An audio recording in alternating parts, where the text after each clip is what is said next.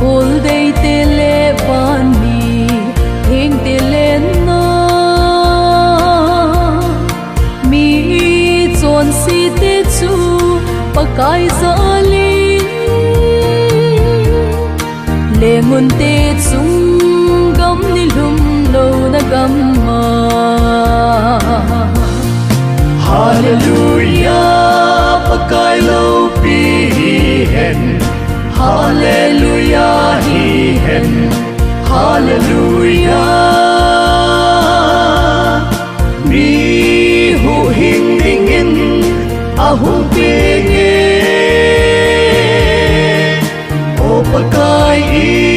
Emmanuel Hallelujah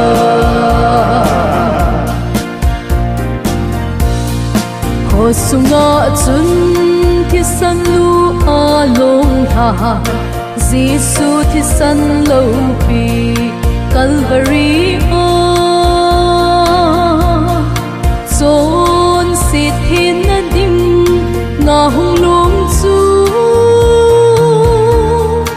a lo pi pa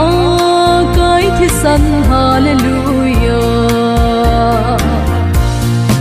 Hallelujah pakai lo pi hen Hallelujah hi hen Hallelujah mi hu hing ding in ahung pi nge o pakai Emmanuel Hallelujah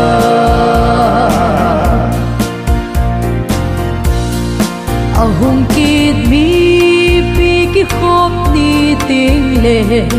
damun pakai so sal na zubili sa pang te ki pa na pakai chu o sana sam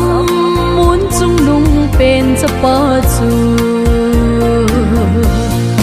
Hallelujah pakai lo pi hen Hallelujah hi hen Hallelujah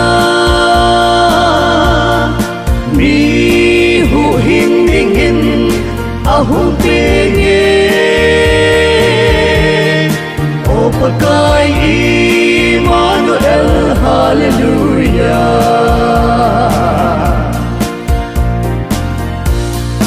Jerusalem ki pana pakai chu